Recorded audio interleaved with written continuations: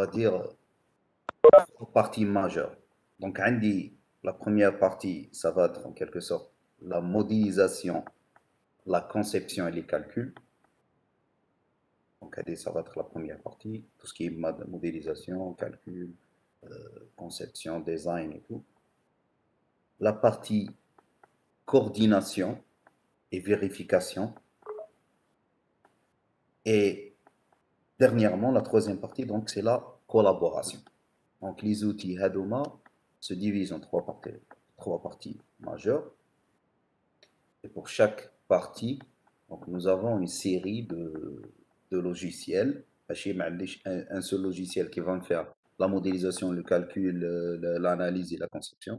Donc, on a une série de logiciels qui vont faire ça. Une autre série de logiciels qui vont faire la coordination, la planification, la vérification. Et il y a la plateforme collaborative pour assurer la troisième partie qui est la collaboration. On commence donc par parler au début des logiciels qu'on utilise dans le livre. D'accord? Donc les outils, ça peut être des logiciels, ça peut être des bibliothèques, ça peut... Donc on parle déjà des logiciels. Les logiciels, le premier type de logiciel dont on va parler, c'est bien les logiciels de modélisation.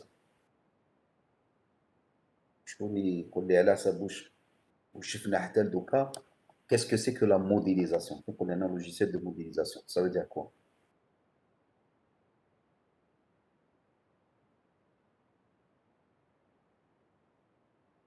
Et de recréer des parties réelles du projet sur PC. Très bien, très bien. Donc la modélisation, c'est en quelque sorte ça, oui.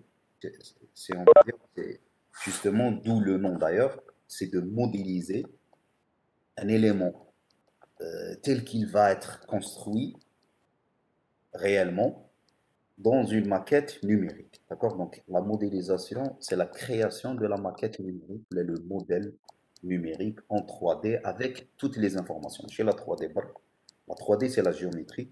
Il y a la 3D, il y a toutes les autres informations, caractéristiques techniques, etc. Donc, la modélisation, vous l'avez compris, c'est un point très très important dans la continuité de la méthodologie, de la technologie.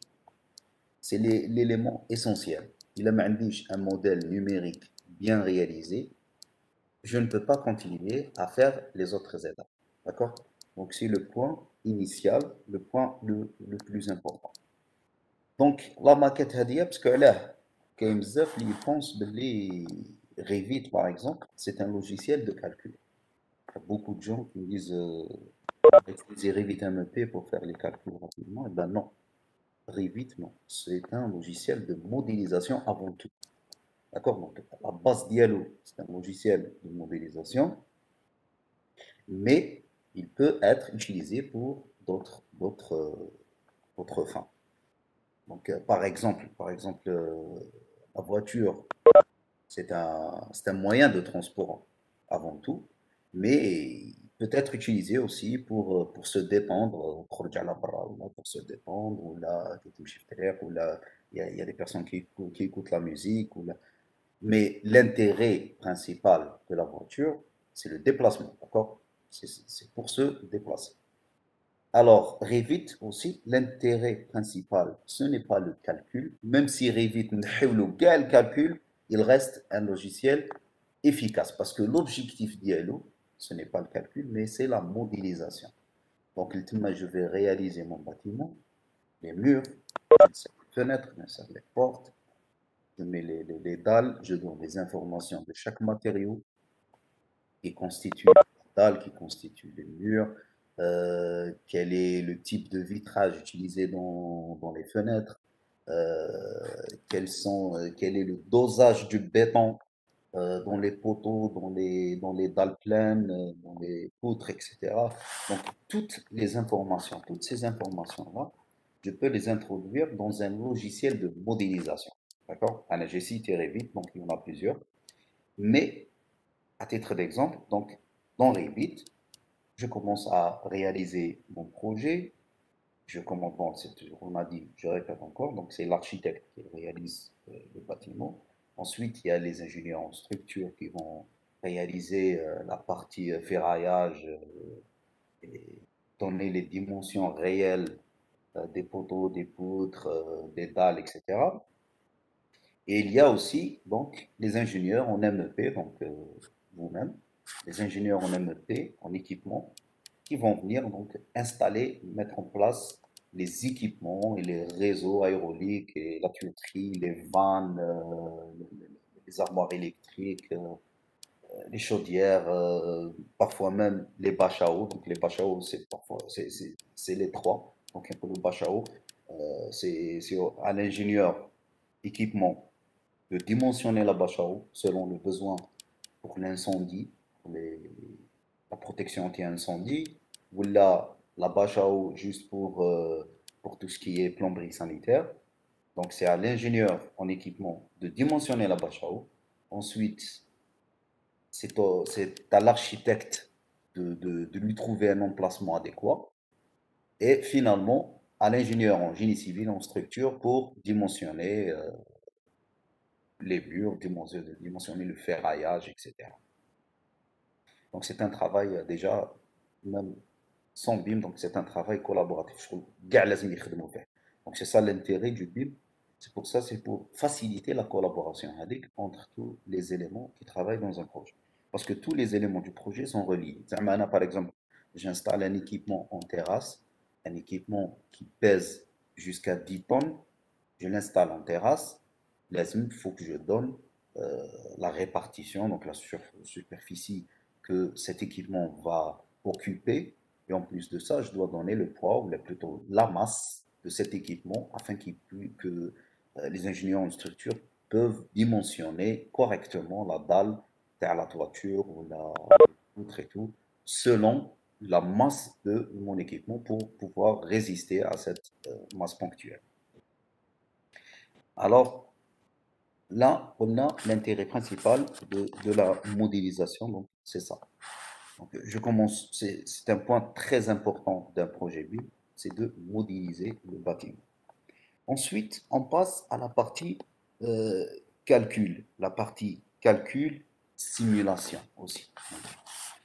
Une fois la maquette elle est réalisée, je vais soit l'exploiter pour faire des calculs, كما قلنا par exemple pour la structure أنا لو كان يكون عندي toutes les installations qui sont posées dans l'équipement dans le bâtiment. Donc les ingénieurs en structure peuvent maintenant faire des calculs de dimensionnement de ferraillage et tout par rapport par rapport à mon équipement, par rapport aux contraintes dans le projet. Les ingénieurs en équipement, après avoir eu tous les matériaux qui constituent l'enveloppe du bâtiment, donc les murs extérieurs, les murs intérieurs, les fenêtres et tout, les murs rideaux. Donc, une fois on dit toutes ces informations-là, parce que l'architecte a bien réalisé la maquette architecturale, le modèle numérique architectural, donc je peux utiliser ces informations-là, la conductivité thermique, la résistance thermique, la capacité calorifique de chaque matériau qui constituent la paroi, etc. Donc, une fois indiqué toutes ces informations-là, je peux les utiliser pour faire des calculs de bilan thermique avec un autre logiciel. Donc, le calcul de bilan thermique, par exemple, là on cite par exemple, le calcul de bilan thermique peut être fait avec Revit. Il est basé sur la norme HRI. Et donc, ça peut être fait avec Revit, mais peut aussi être fait avec un autre logiciel tierce. On va dire HAP, par exemple, Carrier HAP. On peut exporter des informations en format, on appelle ça format GBXML, Green Building XML. Donc, une fois que j'exporte ces informations-là, je peux les importer dans un autre logiciel tierce, on va dire comme HAP par exemple, et ces informations-là serviront pour le calcul de bilan thermique. Donc, j'essaye au maximum avec le BIM d'automatiser, de minimiser la touche humaine. D'accord? Je minimise la touche manuelle de l'être humain. j'essaie d'automatiser toujours, de créer une certaine communication entre plusieurs logiciels. Donc, هنايا كيكون عندي la possibilité de communiquer entre le modèle numérique et le logiciel de calcul. Mais parfois, malheureusement, on n'a pas toujours ce luxe-là. On ne peut pas toujours utiliser la maquette numérique pour les calculs. Dans ce cas-là, donc, on peut faire les calculs ailleurs avec un autre logiciel de calcul. Par exemple, là, je vais faire l'acheminement de mon réseau à peu près schématiquement. Ensuite, je fais les calculs d'IALI, je dimensionne mon réseau. Une fois j'ai toutes les dimensions de mon réseau, la gaine par exemple, ça va être des gaines de 600 par 400, ensuite, bon, la gaine, ça change, hein, 600 par 400, ensuite, تزيد صغار صغار صغار صغار حتى تلحق لا taille صغيرة. Donc ça démarre avec une certaine taille, et la taille AD, elle change. C'est comme la tuyauterie. Donc, par exemple, 65 ou level 80, ensuite, après chaque piquage. Donc, vous allez connaître ça au fur et à mesure. Je ne vais pas me focaliser là-dessus. Mais une fois, donc, mon installation, j'ai fait tous les calculs et tous les dimensionnements de mon réseau, de mon installation, qu'on a aérolique, donc les gaines, ou la tuyauterie, ou la taille des équipements, les groupes de glacés, les CTA, etc. J'ai fait tous les calculs ailleurs, mais chiffre le logiciel de modélisation. Je prends toutes ces informations-là et je commence à modéliser. Donc parfois, ça marche dans ce sens-là. Donc, je fais mes calculs ailleurs, dans un autre logiciel. Une fois j'ai tous les résultats, j'ai toutes les dimensions, je commence à modéliser dans Revit la gaine d'IA à la les dimensions des calculs. D'accord? Je commence à modéliser la gaine, je commence à modéliser la tuyauterie, je commence à... Donc, vous voulez les chemins de câbles, tout ce qui est électrique aussi. Donc, c'est une méthode qui se fait très souvent. Là, surtout en Algérie, on fait ça très souvent. Même ceux qui sont en train de faire la modélisation ne sont pas encore arrivés au point d'utiliser les logiciels de modélisation pour les calculs. D'accord? Donc, ils font les calculs manuellement ou là, avec d'autres logiciels, Thermixel ou là, Autofluid ou là. Ils font les dimensionnements, les calculs et tout. Ben, le résultat, ils vont le modéliser dans Revit. Et c'est pas faux. Ce n'est pas une mauvaise manière de travailler, c'est une manière correcte parce que l'intérêt même de Revit n'est pas le calcul, mais plutôt la modélisation. Donc, une fois, je ramène les informations à la gaine, les dimensions exactes et peut-être même les matériaux qui vont être utilisés, les équipements exacts avec les caractéristiques exactes, je vais les implanter selon les calculs. Donc là, j'aurais fait mon travail correctement parce que j'ai modélisé comme ça va être réalisé plus tard durant la construction. Donc les logiciels Hadoma comme Revit par exemple, ils sont généralisés parce qu'ils englobent une série de disciplines, d'accord? Mais une seule discipline. Par exemple, Revit fait l'architecture, fait la structure, fait la mécanique, fait l'électricité, etc. Donc, fait bzaf les domaines, les disciplines. Alors, il ne peut pas être spécialisé dans chaque discipline quand même. Donc, il fait des intérêts, des outils de calcul pour l'architecture, pour structure, pour mécanique, pour l'électricité. عنده. Mais, واش خلاو كيما Autodesk par exemple, donc ils ont laissé la possibilité de rajouter nous-mêmes des outils. Mais شنو لازم تكون donc il faut avoir un background dans la programmation. Il faut savoir comment faire la programmation pour créer des outils, des nouveaux outils qui peuvent être utilisés pour les calculs, mènerait vite directement. Mais, faute de trouver mieux, donc, on fait les calculs manuellement, ensuite on modélise selon les résultats de calcul. Est-ce que vous avez des questions jusque-là? Donc, ça c'est les calculs. Il y a aussi la simulation. Je ne sais pas ce que vous savez ce que c'est que la simulation. Donc, la simulation, c'est c'est l'étude du comportement.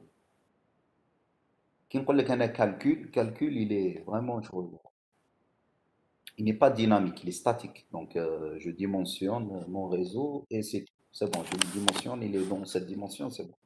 Par contre, la simulation, donc, j'étudie le changement, la variation de certains éléments, de la variation de certains paramètres selon le temps. D'accord? Donc, plus j'avance dans le temps, plus les paramètres vont varier. Donc, c'est ça la simulation. La simulation, par exemple, tu as un comportement thermique. Donc, je fais toute la variation de température extérieure, par exemple, de la journée, comme donnée. Donc, c'est une donnée. La température extérieure, comment elle va varier toute la journée. Le soleil, l'ensoleillement, donc le taux d'ensoleillement, les radiations, le rayonnement solaire, comment il va varier durant toute la journée, parce qu'à un certain moment, راح يكون كبير par rapport à d'autres, زعما par exemple 7 تاع الصباح ولا على 12 ماشي كيف ولا تاني 7 تاع العشية تاني c'est pas pareil. Donc il y a une certaine variation. Donc, j'étudie toutes ces variations-là pour trouver un résultat qui est le comportement thermique du bâtiment selon toutes ces données-là. D'accord? Donc, c'est ça la simulation. Je suis en train de simuler le comportement thermique de certaines parois ou là durant toute la journée selon les données que j'ai. Ça peut être des données météorologiques ou là, des données de caractéristiques du bâtiment. Donc, cette simulation sert à quoi? Elle sert à étudier réellement le comportement du bâtiment. D'accord? Réellement, comment ça va se passer. Parce que le calcul qu'on a, il est statique. Il est statique. Que je fais les calculs à un certain moment, le moment le plus défavorable au classe. La simulation, j'étudie tous les moments de la journée, par exemple, et j'essaye de voir le comportement total de la journée. Mais j'ai à un certain moment. Donc c'est dynamique. Ça me permet de trouver, ça les architectes, par exemple, ils vont voir après la simulation détaillée, elle contient un résultat plus correct et plus réaliste. Donc, ça permet de trouver de meilleures orientations pour le bâtiment. Par exemple, يدوروا الكوتي اللي فيه بزاف زجاج ولا donc كيما حنايا عندنا سخانة الشمس plus que l'Europe. Donc, حنايا on reçoit beaucoup d'ensoleillement. Alors, c'est à éviter de mettre le côté là où il y a des murs rideaux, donc il y a une zjaj bzaf, il faut éviter de mettre ce côté-là en face le soleil. Donc le soleil généralement il comme le côté sud, d'accord? Donc j'évite l'orientation sud pour les parois qui contiennent beaucoup de vitrage. Donc نديرهم من le côté nord plutôt et le côté sud ندير وين ما كاش بزاف assez beaucoup de vitrage باش هكذا je reçois pas beaucoup d'ensoleillement. D'accord. Donc, il y a des solutions, on peut trouver des solutions grâce à la simulation. Et les logiciels de modélisation, comme je donne toutes les informations de mon bâtiment, ça me facilite vraiment le travail de simulation. Donc, il y a des logiciels comme Autodesk Insight. Ils utilisent les modèles numériques réalisés dans Revit pour la simulation, le comportement thermique des parois.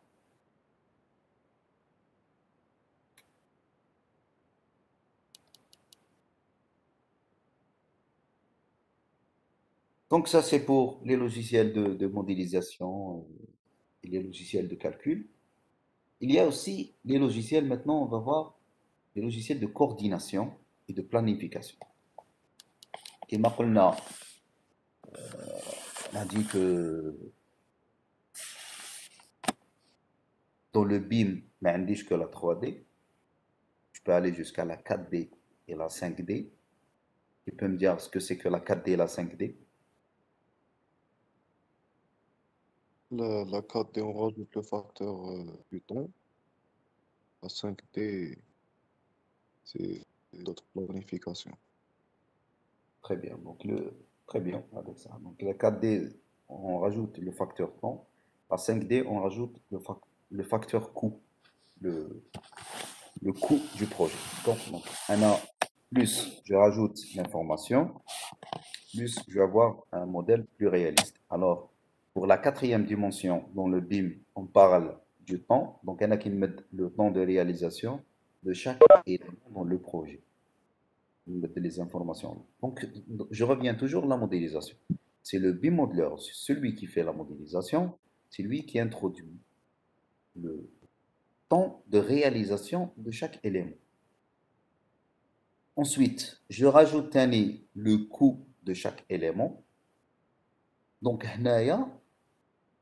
avec un logiciel de coordination, de planification, je peux estimer comment le déroulement va se faire.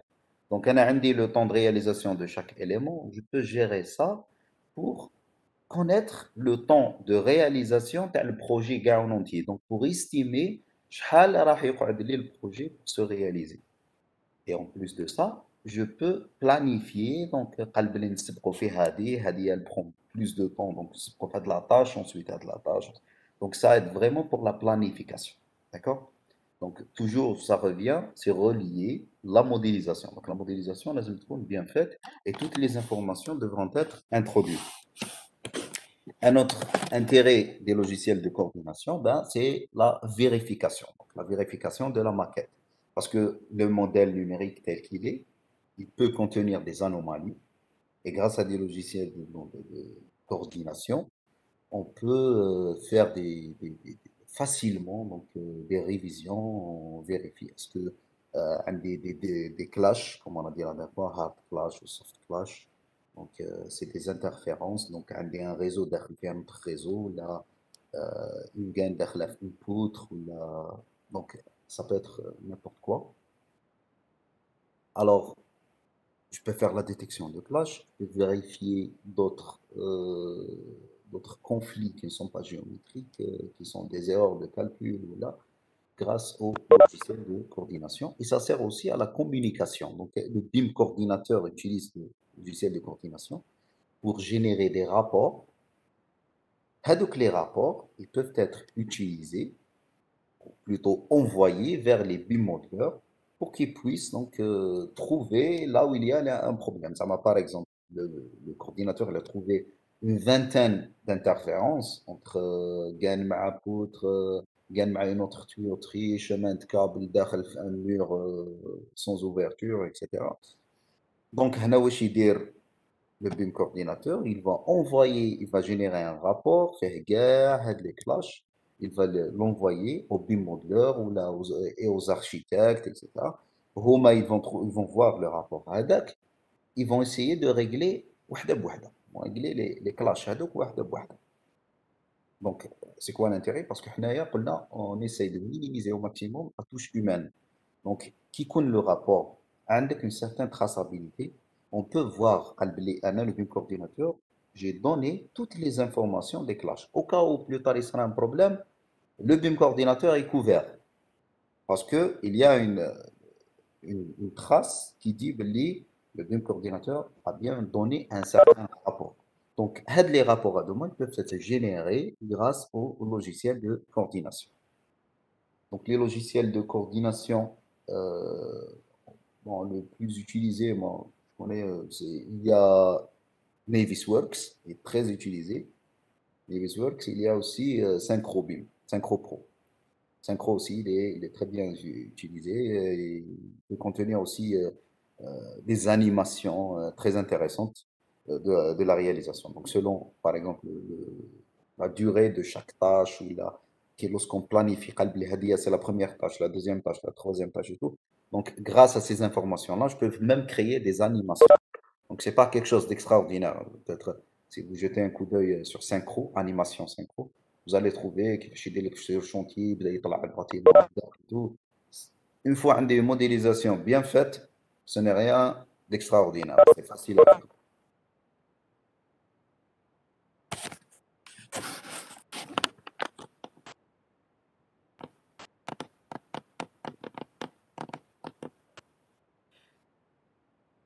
Il y a aussi donc des logiciels de visualisation et de révision. Les logiciels de visualisation et de révision servent beaucoup plus pour les gens qui ne sont pas initiés à la modélisation. Par exemple, le maître d'ouvrage. Il n'est pas initié à Revit, il ne sait pas utiliser Revit, il ne sait pas utiliser un autre logiciel, peut-être Archicad par exemple, alors que moi je suis en train de réaliser ma maquette numérique avec Revit. Comment je pourrais communiquer avec le client, le maître d'ouvrage qui va être peut-être un médecin, peut-être un médecin et peut-être un architecte aussi, بصح وشنو خاطيه la modélisation, bim. Donc, comment je pourrais communiquer avec lui? Donc, grâce à des maquettes numériques, c'est des maquettes numériques qui peuvent être ouvertes par des logiciels de visualisation. Donc, بيقول معناتها la maquette هذيك le client peut y accéder, يقدر يدخل يشوف واش كاين. Il peut voir son bâtiment, il peut voir tout ce qui a été fait à l'intérieur de son bâtiment, il peut même lire les caractéristiques de chaque élément qui constitue son bâtiment, sans pour autant pouvoir modifier ou là. D'accord. Donc là, on utilise les logiciels de visualisation, soit pour les gens qui ne sont pas initiés à la modélisation, et soit aussi donc lorsque je ne veux pas donner la possibilité de modification à cette personne-là. Donc, read only, c'est ma lecture seule. Donc, il dit, il peut juste voir le modèle. D'accord? Il peut juste voir, il ne peut pas prendre des informations supplémentaires, il ne peut pas faire des modifications. Qu'est-ce qu'il peut faire? Il peut faire des révisions. Donc, il signale, قال هنايا, il y a un problème. Le mur هدايا ما ساعدنيش, ça crée un espace très étroit, donc enlevez-moi le mur. D'accord? Par exemple, là, pour les architectes. Voilà, l'équipement ADA, il est mal placé. La CTA, elle peut souffler, par exemple, l'air extrait. من ذاك عندي deux CTA, وحدة elle extrait l'air والأخرى elle récupère l'air, donc elle risque de récupérer l'air extrait de l'autre CTA, par exemple. Hein. Donc هنايا, on peut signaler des problèmes à l'air. Donc il peut signaler dans la maquette et envoyer vers celui qui est en train de faire la conception le bureau d'études ou l'entreprise de réalisation là, هو يبعث لهم avec, on appelle ça une révision. Une révision, donc il peut ajouter des commentaires, il peut sortir des rapports et tout, et les envoyer. Donc c'est ça l'intérêt des logiciels de visualisation et de révision. À présent, maintenant, on va parler de la plateforme collaborative. La plateforme collaborative, donc, ce n'est rien qu'un système qu'on utilise pour faciliter la communication entre tous les éléments qui interviennent dans un projet BIM. Ça peut être donc une plateforme collaborative interne, juste les éléments de l'entreprise considèrent par exemple Benadrum, comme ça peut être entre considère le client qui peut être le ministère de la Santé par exemple, euh, des sous-traitants واحد اخرين تاني دونك هادوما كاع يقدروا يكونوا تسمى une collaboration externe بيقول معناتها l'entreprise avec d'autres entreprises. هذه la plateforme collaborative peut être installée dans un réseau interne, en interne, dans un serveur à l'intérieur de l'entreprise, mais il est préférable qu'elle soit donc installée dans le cloud. Donc on achète un espace de stockage dans le cloud et on y installe notre plateforme collaborative. Ou là, on achète directement un abonnement, parce que c'est des abonnements, c'est pas, on ne peut pas acheter une plateforme collaborative carrément. Donc c'est des abonnements, 1 an, 2 ans, 6 mois, ça dépend. Donc j'achète un abonnement, je paye pour un abonnement pour un logiciel de collaboration comme BIM 360 par exemple. C'est un logiciel de collaboration, c'est une plateforme collaborative. ويجيني معاها donc selon la version اللي خلصت عليها يجيني معاها un espace de stockage, يجيني معاها un système d'organisation pour créer des projets, pour assigner des tâches, pour identifier chaque élément qui intervient dans le projet. Par exemple, Brahim, il va être l'architecte, chef de projet. Jamal, il va être, c'est un modeleur. Omar, c'est un BIM coordinateur. Donc, chacun عنده un certain accès limité. D'accord? Donc, كاين واحد, بالك le BIM manager, il va avoir tous les accès libres, mais peut-être le BIM modeler ne va pas avoir accès à tous les éléments de la maquette, tous les éléments plutôt de la plateforme collaborative. Donc, il ne peut pas modifier tout. Par contre, le BIM manager, il peut modifier les tâches assignées, par exemple, il peut modifier des informations sur le projet et tout. Donc, كل واحد عنده la tâche ديالو باينه في la plateforme collaborative. Donc, vous l'avez compris, ça sert à organiser le travail. Donc, d'où l'intérêt principal du BIM d'ailleurs, c'est de faciliter la communication et l'organisation elle-même entre tous les éléments qui interviennent dans le projet. Elle peut servir aussi au transfert de fichiers. Donc, c'est-à-dire, avant, bon, dans la méthode classique, conventionnelle, très mauvaise, hein, d'une manière très mauvaise. Malheureusement, beaucoup de bureaux d'études travaillent de cette manière. Donc, il y a un envoi de fichiers, un envoi de plans euh, par email qui est ou là, par flash disk. Donc, l'architecte fait des modifications dans le plan du rez-de-chaussée. يبعث une fois يكمل les modifications ديالو يبعث le plan تاع le rez-de-chaussée vers les ingénieurs ou là يبعثوا par email. Voilà les modifications que j'ai fait. Bonjour, voici les modifications que j'ai fait dans le rez-de-chaussée. Ça, c'est la version révision 6 ou la révision 7 ou là. وخلاص. Ou là, encore pire, donc par flash disk, donc il va appeler le flash disk. Moi, j'ai travaillé malheureusement dans des projets comme ça. Les architectes qui travaillent comme ça, malheureusement, on n'y peut rien. Moi, je suis complètement contre cette méthode parce que très souvent, toujours il y a le problème واحد بدا يخدم في la dernière révision qui est la révision 8 واحد ما لحقوش لي ميل ولا ما شافوش ولا راهو مازال يخدم في la révision 5 ونهار يبعث لي بلون ديالو يفوا يكمل الخدمه ديالو يبعثها دونك celui qui va faire la réalisation, il va trouver que le mur il n'existe plus parce que la révision 8, l'architecte n'a alors que l'ingénieur qui a la révision 5 et commence à y avoir des problèmes sur chantier, des problèmes de communication, donc là, dans un projet, on doit travailler avec d'une manière professionnelle. On doit travailler avec une certaine organisation, même pour le transfert de fichiers. Donc, par contre, dans une plateforme collaborative, l'architecte, par exemple, il va faire des modifications dans le rez-de-chaussée, il va faire une mise à jour dans le plan ou dans la maquette, parce que la plateforme collaborative, elle peut contenir la maquette elle-même. Donc, il peut insérer la maquette telle qu'elle a été modifiée, ou il peut insérer des plans ou n'importe quel document, et tous les éléments qui sont concernés vont être notifiés. Vont être notifiés automatiquement. Je reviens encore, on minimise la touche humaine, parce que la touche humaine, elle fait des erreurs. Donc on est comme ça, on fait des erreurs. Alors, lorsque je laisse ça pour l'ordinateur, c'est automatique, j'évite complètement les erreurs.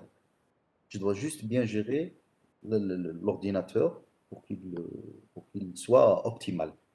Même mais il ne va pas faire des erreurs. Mais sinon, comme c'est automatique, donc je notifie.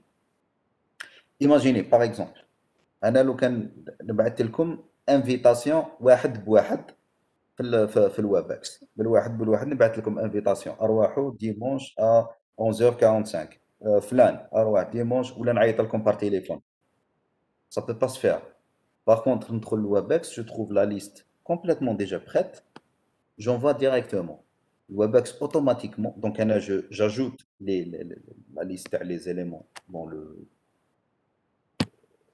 la séance préparée dans Webex. Automatiquement, Webex va envoyer les emails pour notifier toutes les personnes. Parce que je risque de faire des erreurs. D'accord? Donc, je la laisse pour l'ordinateur. Dans la plateforme collaborative, c'est la même chose. Donc, l'architecte, lorsqu'il fait des modifications, automatiquement, tous les éléments vont être notifiés. Tous les éléments concernés vont être notifiés. D'accord?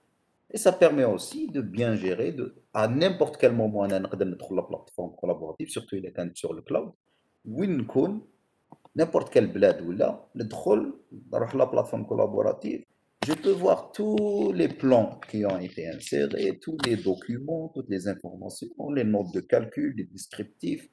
Donc, ça permet un accès libre à tout moment et n'importe où. Et ça, c'est très important aussi.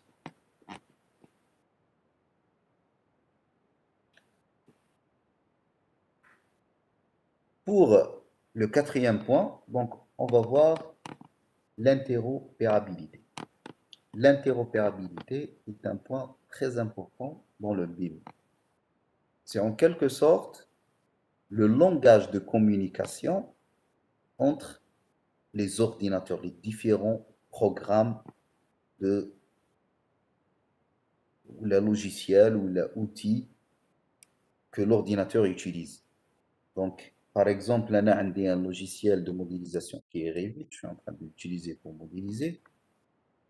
On a un autre logiciel de calcul. Avec logiciel de calcul, ce n'est pas du tout de la même marque parce que Revit, il appartient à Autodesk. Peut-être là, c'est un logiciel de calcul de bilan thermique HAP, par exemple. Donc, HAP, c'est un carrier. Ils n'ont pas du tout la même interface. Ils n'ont pas la même extension de fichiers. Donc, là, il met des fichiers RVT. Là, il va étudier des fichiers SDX, je crois, j'ai oublié l'extension de HAP. Donc, ce n'est pas pareil. ما عندهمش le même moyen de communication. هنايا, c'est là où intervient l'interopérabilité. Elle permet la communication entre les deux logiciels en créant un format adapté. D'accord? Par exemple, le GBXML dont je vous ai parlé tout à l'heure, Green Building XML. XML, c'est un format de programmation. Donc, GBXML, c'est un moyen d'interopérabilité. Ça permet à Revit de communiquer des informations sur les espaces, sur la constitution des parois, sur même l'orientation de la paroi, est-ce qu'elle est est, ouest, tout, et envoyer ces informations-là vers HAP. Donc j'exporte un format GBXML de Revit et j'importe dans HAP le format TANI GBXML que j'ai exporté de Revit. Donc, toutes ces informations-là vont être introduites dans RAP. C'est un point très important, ça, parce que le plus souvent dans le BIM, on utilise plusieurs logiciels différents. Plusieurs, une série, minimum 5 logiciels différents. Ou ميداك يكونوا قلنا ماشي même pas la même maison كيف donc ماشي Autodesk ولا donc ça plusieurs maisons différentes. لازم donc un moyen de communication entre ces logiciels-là et c'est ce qu'on appelle l'interopérabilité. Il y a une certaine forme d'interopérabilité qui est en réalité une norme. On appelle ça l'IFC. Donc l'IFC, c'est Industry Foundation Classes. C'est des classes en quelque sorte industrielles. D'accord? Qu'est-ce que c'est que les classes l'IFC en elle-même. Les classes. Les classes, l'IFC elle-même. Donc l'IFC en quelque sorte, c'est comme le PDF. Vous avez remarqué que n'importe quel logiciel que j'utilise, je peux exporter en PDF. أنا نخدم في AutoCAD, je peux exporter en PDF. أنا نخدم في الوورد, je le peux. راني نخدم في l'Excel, راني نخدم في Photoshop. PDF, ça reste un format vraiment Universel. qui peut être exploité par plusieurs logiciels. Donc, je peux exporter en PDF, je peux importer en PDF. C'est un format commun pour tous les logiciels. Voilà, c'est une manière d'adaptation. En quelque sorte, c'est un adaptateur. L'IFC, qui est un adaptateur. قال عندي زعما أنايا une prise anglaise وعندي enfin comment on appelle ça? Donc هذاك هو adaptateur. Là, le truc, voilà, la prise, parce que quand la prise de courant, enfin, on va dire la fiche. La fiche, elle est anglaise ou la prise, elle est française. Donc, l'anglaise, j'ai fait à 3, la française, j'ai fait à زوج. Donc, ما نقدرش ندخل la fiche anglaise في la prise française. Donc, لازم لي un adaptateur. L'IFC joue le rôle de l'adaptateur. D'accord? Donc, l'IFC, en réalité, c'est une norme. L'IFC, c'est une norme. Elle a été réalisée par Building Smart. Vous pouvez le chercher, c'est très intéressant, l'IFC. Donc, Hadia, même, elle est basée sur la norme ISO depuis, je crois, depuis 2013. ISO 16739. La norme ISO 16739. وعلاش une norme? علاش on a choisi باش تكون une norme? Donc, une norme en réalité, c'est quoi une norme déjà en général, hein, c'est une définition générale à la norme. C'est un document qui fixe certaines valeurs ou certaines méthodes. D'accord? Donc, il fixe les. Donc, il y en a, par exemple, je peux prendre une CTA qui souffle l'air à 10 000 mètres cubes, ou la 20 000, ou la 30 000, ou la 40 000, ou la 50 000. D'accord? Je peux prendre, les chiffres sont illimités. كيفاش نعرف la limite ديالي? Donc, la norme, تقدر تكون كاينه une certaine norme qui limite le maximum à 20 000. Plus de 20 000, لازم نستعمل une autre CTA. D'accord? Donc là, les normes, ils fixent les méthodes, ou les méthodes de travail, ou les méthodes de calcul, ou des valeurs exactes, ou pour un certain local, لازم لي نستعمل كان عندي 10 les types de filtre à air. Quel type de filtre à air je vais utiliser dans un local, par exemple, dans un bloc opératoire? Quel type de filtre je vais utiliser? Comment je saurai? Donc, c'est là où la norme intervient.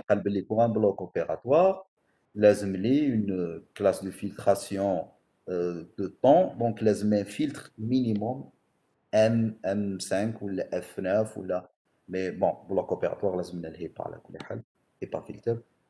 Donc, لازم لي كيفاش comment je peux décider prendre des décisions. Donc, c'est selon la norme. Donc, je suis la norme parce qu'il y a les fixés. هنايا l'IFC, c'est quoi? Donc, par exemple, supposons عندي un équipement راهو في la terrasse, un groupe d'eau glacée qui pèse 5 tonnes. Dans Revit, je peux spécifier n'importe quelle information dans le Revit.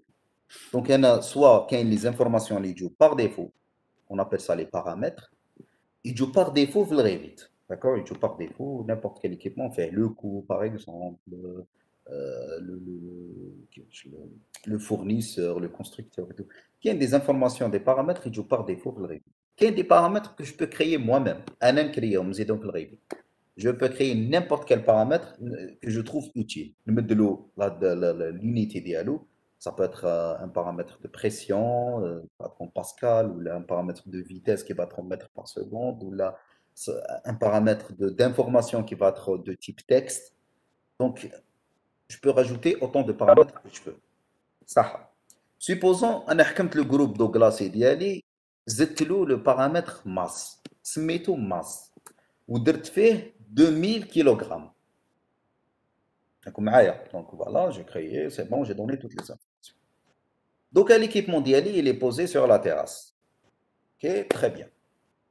L'ingénieur en structure ne travaille pas avec Revit pour les calculs, mais utilise un autre logiciel, Robot, ou logiciel Tekla, ou là qui n'est même pas d'Autodesk. On va dire Tekla par exemple.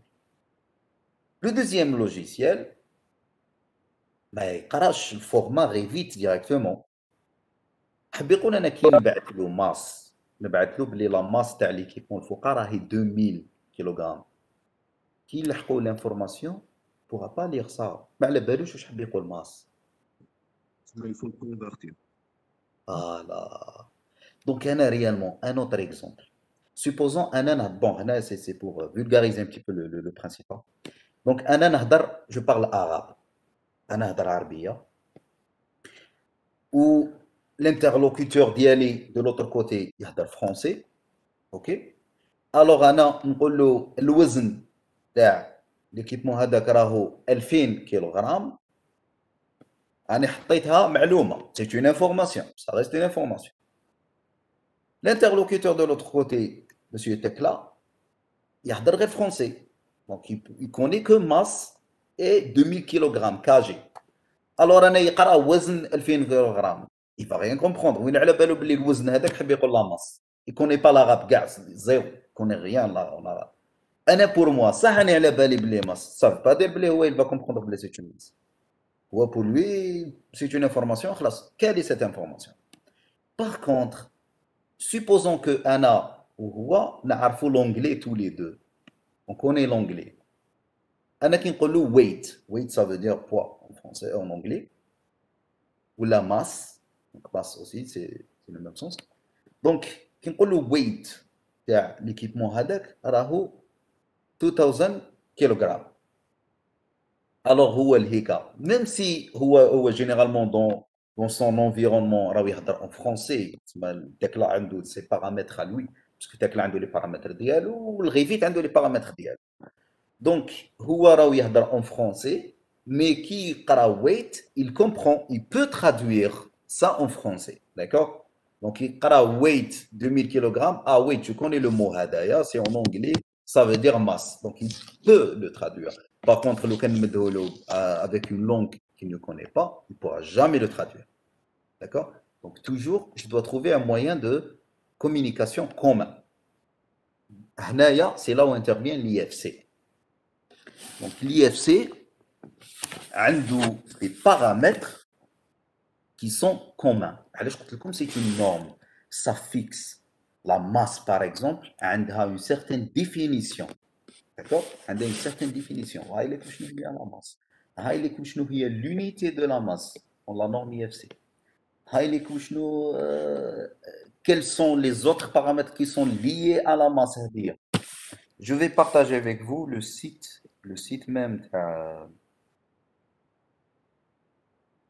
de l'IFC. Voilà. Donc ça, c'est le site de Building Smart de l'IFC. Donc l'IFC a plusieurs versions. قديمة l'IFC, ça remonte aux années 90. Ou la dernière version, généralement c'est la quatrième version, IFC 4. Bon, كاين بزاف اللي مازالوا في l'IFC 2x3. كاين بزاف اللي مازالوا في l'IFC 2x3, mais دوكا beaucoup plus, c'est l'IFC 4. l'IFC 4, شنو هو لي فيرسيون هذوما واش صرا فيهم؟ دونك بيلدينغ سمارت راهي تزيد في لي بارامتر باسكو انا دوكا واش حكينا على لا ماس. بالك يا نوتر بارامتر que je vais rajouter mais n'existe في l'IFC. Il n'existe pas encore في l'IFC. Donc là, ça va être difficile de communiquer entre Revit et Tekla par rapport à ce paramètre-là. Donc هنايا لازم نولو l'intervention humaine, l'intervention manuelle, et c'est très mauvais. Donc, mais l'IFC, Building Smart, elle rajoute encore des paramètres. Par exemple, dernièrement, surtout, زادوا دخلوا في l'équipement. D'accord, l'équipement. Donc, ce que vous voyez, IFC Chiller, par exemple, sur la liste, les paramètres. Les paramètres, ça peut être des valeurs, ça peut être des équipements eux-mêmes, donc une entité, carrément, un équipement. Par exemple, IFC Chiller. Chiller, ça veut dire groupe d'eau glacée. D'accord, c'est en anglais, Chiller, ça veut dire groupe d'eau glacée. Donc, vous voyez, IFC, même pas IFC groupe d'eau glacée, pas Chiller. Généralement, on utilise l'anglais. Donc, يعطي لك كاع الواش تابع شغل une certaine hiérarchie. Ensuite عندك la définition تاع l'objet هذاك وشنو هو. هنايا par exemple يعطي لك trois traductions, donc allemand, anglais, en français. Donc هادوما sont fixes, ماشي كل واحد يترادويزي كيما يحب. انا نقول جروب دو كلاسي معناتها انا نو في لي اف سي واسمو غوفواديسور ما اسموش جروب دو كلاسي. ميم سي انا على بالي باللي سي جروب دو بصح لا هو سي انفورماتيزي دونك سي غوفواديسور سي فيكس. هنايا par exemple la définition ديالو a chiller is a device used to remove heat from a liquid via vapor compression. Donc ils sont en train d'expliquer qu'est-ce que l'équipement chiller هذا fait dans la définition. Il sert à quoi l'équipement هذا. D'accord? Donc cette définition تاني elle est fixe باش الانسان هذا كي يقرا EFC chiller donc le nom du paramètre EFC chiller il va comprendre que cet équipement highlight la définition d'ILO. D'accord? Donc, ces informations-là pourront être utilisées pour des calculs ou d'autres interventions dans d'autres logiciels. D'accord? Donc, أنا كي نروح نمد une certaine information لازمني نمدها كيما راهي مكتوبة هنا على حساب EFC. Par exemple, un équipement groupe Douglasé, mais c'est groupe Douglasé qui نخدم avec la norme IFC. Je ne suis pas toujours obligé de نخدم la norme IFC. Mais lorsqu'il y a des communications entre plusieurs logiciels, je نخدم la norme IFC. Donc, il se met IFC Chiller. D'accord? Je le nomme IFC Chiller. Il peut être lu par un autre logiciel ou le reconnu plutôt par un autre logiciel. Le dernier point, donc, ce sont les portails et les bibliothèques BIM. Les portails et les bibliothèques BIM, c'est une, comme le nom l'indique, donc, c'est une bibliothèque de contenu, peut contenir une série on appelle ça pour vite, on appelle ça des familles. Donc, c'est des objets, c'est des éléments. Généralement, c'est le constructeur qui les fait. Je vais vous donner un exemple. BIM Object. BIM Object. C'est le site phare, hein, tout ce qui est bibliothèque BIM.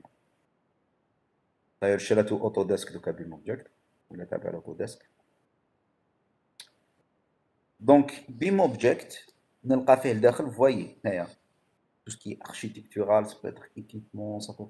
هادوما كاع اللي راكم تشوفوا فيهم هنايا لي زيليمون راكم تشوفوا فيهم. ندخل لداخل نلقى لي زانفورماسيون ديالهم, نلقى quelques informations. Ou ça dépend de l'équipement. Donc, هنا, vous voyez, نقدر نلقى le format Archicad, نلقى le format Revit. Donc, je peux les utiliser, les insérer. Donc, maintenant, directement, je l'insère dans Revit. Je vais prendre un exemple, une chaudière. Je vais prendre une chaudière. Chaudière, donc en anglais, c'est boiler. C'est un peu comme des presets. Madame. C'est comme des presets. C'est En déjà quelque sorte, défini. voilà, c'est une bibliothèque. C'est une bibliothèque. فيها la géométrie, فيها les caractéristiques techniques, فيها, voilà. Par exemple, هنا, bon, je vais prendre boiler Viessmann, la marque Viessmann. Voilà. Donc, avec les boilers, اللي عنده هو تاع la marque Viessmann, je vais prendre le modèle هذا, par exemple. Donc, هنايا la caractéristique اللي حتلقاوها, بس ماشي Viessmann. Ferroli, bon, Ferroli c'est connu avec les italien. On va voir par exemple le modèle de Ferroli. Donc هنا le modèle اللي راكم تشوفوا فيه هنايا, ها لك تي بي 3 كنحوس عليه نلقاه هو il existe réellement l'équipement il existe réellement tel qu'il est présenté dans voilà ها. Bon, on a BIM Object, ها لك le modèle il existe réellement عند la marque Ferroli. Donc هذا l'équipement نلقى فيه des spécifications.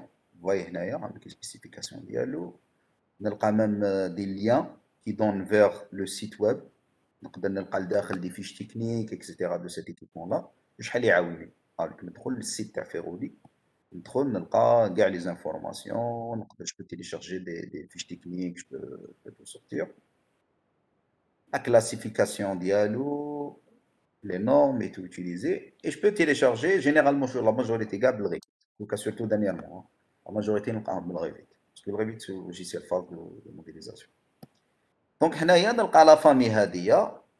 Par exemple, je vais la télécharger. Ah, laisse-moi connecter. Donc connecter et tout. Donc c'est une histoire. Une fois je télécharge la famille هذه نطلعها في البروجي ديالي, je l'installe. L'intérêt هنايا c'est que je vais avoir les dimensions exactes et les caractéristiques exactes تاع le constructeur. C'est un point très important. On est d'accord. Donc, au lieu de mettre un modèle, ce qu'on appelle modèle générique. Modèle générique, je peux pas le constructeur. C'est un modèle bark هكذايا, à peu près qui fait allusion à une chaudière. peut avoir des paramètres نقدر انا نزيد له كما قلت لكم نقدر انا نيمبورت كال مومون نزيد نيمبورت كال بارامتر دونك نقدر نزيد له انا دي بارامتر مي ماشي كيما تاع الكونستركتور كي نجيبو هو اكزاكت عندي لي ديمونسيون اكزاكت اني نخدم الخدمه ديالي هي تري بروش دو لا رياليتي سي ان بوان تري تري امبورطون سوا من بعدك هذوك مي لي بارامتر je peux même les utiliser plus tard pour les calculs. Je peux... Donc, c'est très utile d'avoir, d'utiliser des familles de constructeurs. C'est pas toujours évident, parfois on ne trouve pas exactement les équipements qu'on cherche à avoir, mais surtout dernièrement, ça s'est amélioré, hein. On peut trouver la majorité des marques. N'importe quelle marque, نجي لهنا نحوس عليها نلقى Carrier ou la Seat ou la Le Grand ou la Schneider ou n'importe quelle. Je vais faire par exemple Seat. Bon, je vais faire par exemple un gros way. Ouais, c'est tout ce qui est plomberie et tout. Je trouve même des robinets, la robinetterie. Et je trouve aussi spécifications, liens, classification. Bon, ما كاينش bon, comment elle est classifiée par la catégorie. المهم, vous avez compris le principe. Donc, c'est très intéressant de travailler avec des objets de constructeurs directement. Ok, est-ce que vous avez des questions?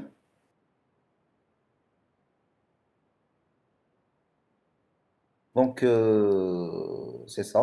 Alors, je crois qu'à partir de la semaine prochaine, on commence à midi. C'est mieux, non? Est-ce que vous préférez commencer à midi?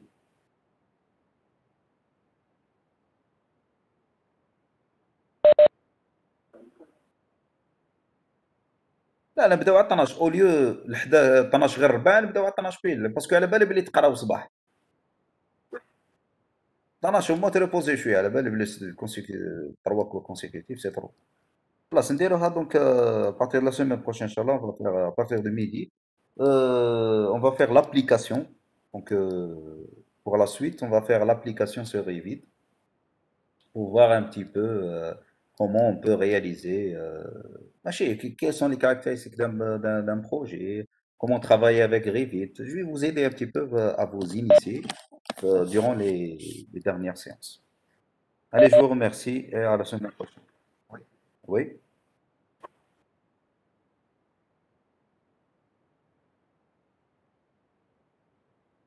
un projet sur AutoCAD. ايه انا راني نقريكم اوتوكاد مش قلت لي لا دانيير فوا قلت لي نجيب لك البي سي وكورون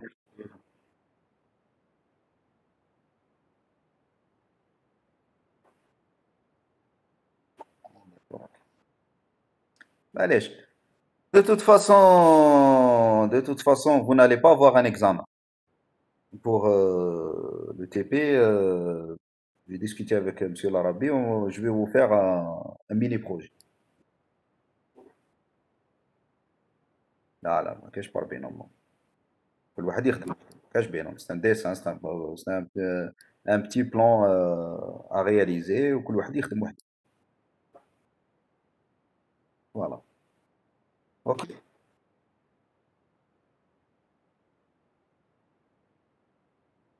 لا aucune idée لا aucune idée non pour le moment رايحة تطبيق le 27 mais rien d'officiel